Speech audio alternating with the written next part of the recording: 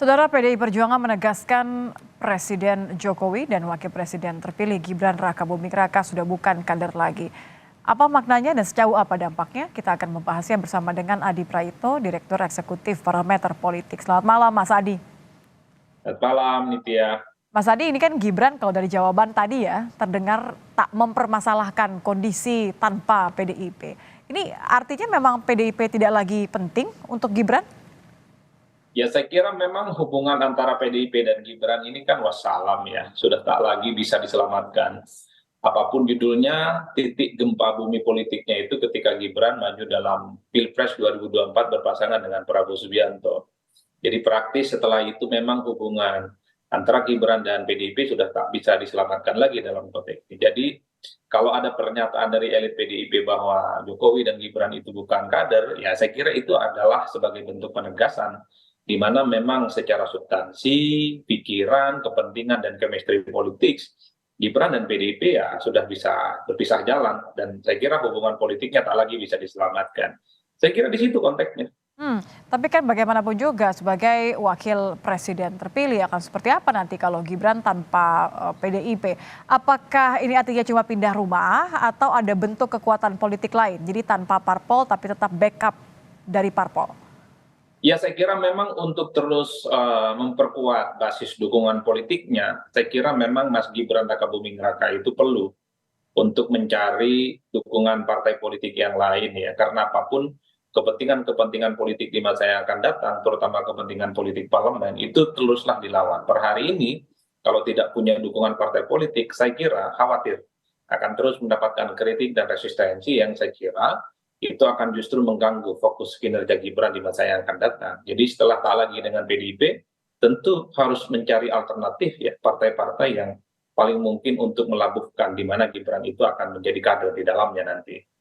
Partai mana kira-kira yang paling mungkin? Seperti apa Ya partai? banyak, bisa Gerindra, bisa Golkar, bisa PKB, bisa Nasdem, dan partai siapapun yang saya kira akan membukakan pintu yang selebar-lebarnya kepada Gibran. Per hari ini kita mendengar pernyataan dari Zulkifli Hasan, jadi ketika memang Jokowi dan keluarga besarnya tak lagi dianggap sebagai bagian dari PDIP, maka PAN gitu ya adalah partai politik yang akan membuka pintu yang seluas-luasnya bagi Jokowi, Gibran, dan keluarga besarnya. Saya kira itu tawaran menarik. Mhm.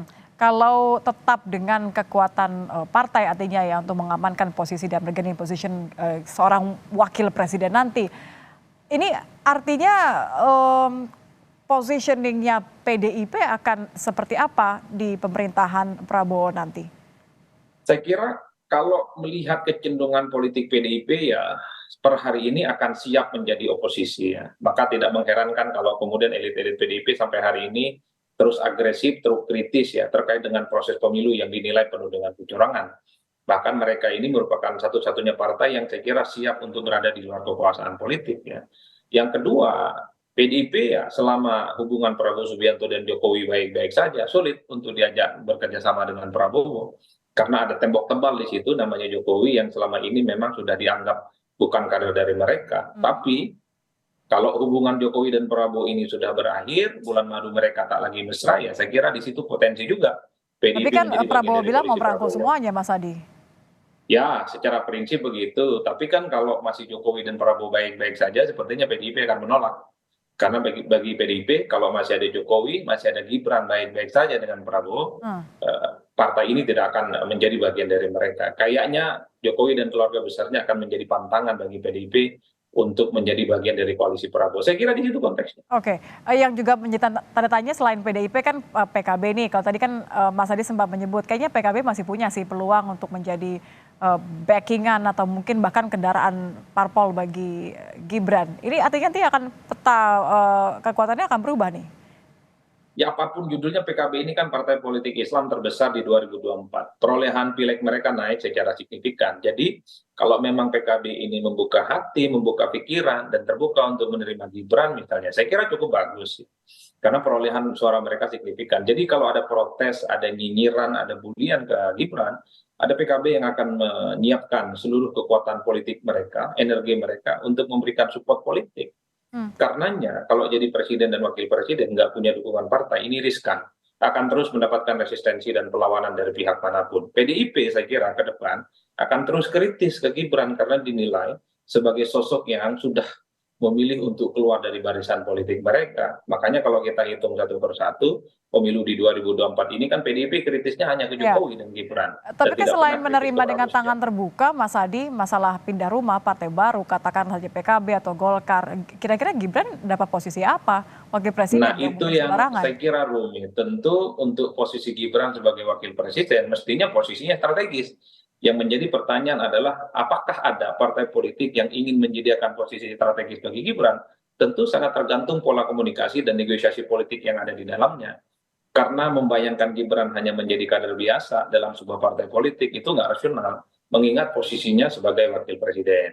Saya kira di situ konteksnya, Mbak. Jadi bagi saya apapun partai politiknya ya sangat relevan lah bagi Gibran untuk menjadi partai politik lain di luar PDIP. Jadi top 2-nya Golkar dan PKB. P3 nggak masuk? Golkar, bisa PKB, bisa Gerindra, dan partai-partai yang menyediakan tempat yang terbaik buat Gibran.